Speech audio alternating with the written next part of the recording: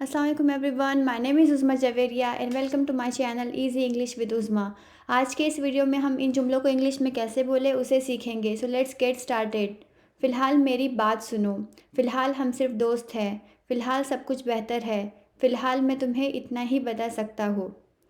सो इस तरह के जुमले बनाने के लिए हम फॉर द मोमेंट का यूज़ करते हैं। फॉर द मोमेंट का मीनिंग है फ़िलहाल। एग्जाम्पल पर जाने से पहले मैं आपके कुछ कॉन्सेप्ट क्लियर कर देती हूँ।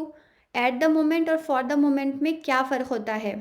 फ़िलहाल के लिए हम फॉर द मोमेंट का ही क्यों यूज़ करते हैं और एट द मोमेंट का यूज़ क्यों नहीं करते। So friends, for the moment यानी फ़िलहाल जब यूज़ करते हैं तो वो ये इंडिकेट करता है कि अभी जो बोल रहे हैं वो प्रेजेंट में तो सही है, लेकिन फ्यूचर में इसका पता नहीं कि ये सही होगा या नहीं होगा।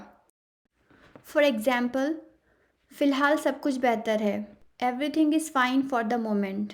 यानी अभी जो बात की जा रही है, अभी जो हालात है वो तो बेहतर है, लेकिन हमें फ्यूचर का नहीं पता। फ्यूचर में ख़राब भी हो सकते हैं या बेहतर भी हो सकते हैं। We are not sure about that. तो उस वक्त में फॉर द मोमेंट का यूज़ होता है। ओके। और जबकि एट द मोमेंट आप जिस वक्त बात कर रहे हैं उस पर्टिकुलर सिचुएशन को ज़ाहिर करता है। फॉर एग्ज़ाम्पल, इस वक्त मैं बहुत थक गया हूँ। I am exhausted at this moment. यानी हम उस वक्त जो सिचुएशन है बस उसी को ज़ाहिर करने के लिए एट द मोमेंट को यूज़ कर रहे हैं। So that's the difference between for the moment and at the moment. दोनों एक जैसे नहीं होते। Okay, remember that. आइए इसके सेंटेंस स्ट्रक्चर को समझते हैं। सो फॉर द मोमेंट का यूज़ सेंटेंस के शुरुआत में या सेंटेंस के एंड में होता है। Sentence plus for the moment या फिर for the moment plus sentence. Example है, फ़िलहाल मेरी बात सुनो। मेरी बात सुनो के लिए हम इंग्लिश में कहते हैं listen to me. For the moment फ़िलहाल, listen to me for the moment, फ़िलहाल मेरी बात सुनो। नेक्स्ट सेंटेंस है, फ़िलहाल हम सिर्फ दोस्त है। हम सिर्फ दोस्त है, इस सेंटेंस को हम इंग्लिश में कहेंगे वी आर जस्ट फ्रेंड्स। फ़िलहाल के लिए for the moment, we are just friends for the moment. Next sentence है, फ़िलहाल सब कुछ बेहतर है। सब कुछ बेहतर है के लिए एवरीथिंग इज़ फाइन, और फ़िलहाल के लिए for the moment, everything is fine for the moment. और अगर आपको पहले यूज़ करना है फॉर द मोमेंट तो वो इस तरह होगा, for the moment everything is fine. For the moment everything is fine.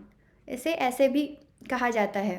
Next sentence है, फ़िलहाल मैं तुम्हें इतना ही बता सकता हूँ। फ़िलहाल मैं तुम्हें इतना ही बता सकता हूँ, इसे इंग्लिश में कहेंगे that's all I can tell you for the moment. That's all I can tell you for the moment. इतना ही के लिए दैट्स ऑल, मैं तुम्हें बता सकता हूँ आई कैन टेल यू।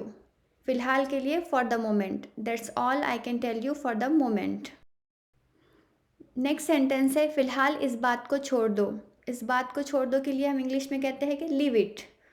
तो सेंटेंस ऐसा बनाएंगे, लिव इट फ़िलहाल के लिए for the moment, live it for the moment, फ़िलहाल के लिए इस बात को छोड़ दो। फ़िलहाल इस बात को छोड़ दो। अब आप मुझे कमेंट करके ये बताएं कि इस जुमले को किस तरह कहेंगे। फ़िलहाल उसकी जॉब महफूज है। फ़िलहाल उसकी जॉब महफूज है। अगर आपको ये वीडियो पसंद आया हो तो प्लीज़ लाइक, शेयर और सब्सक्राइब ज़रूर करें। Keep watching my videos. अल्लाह हाफिज़।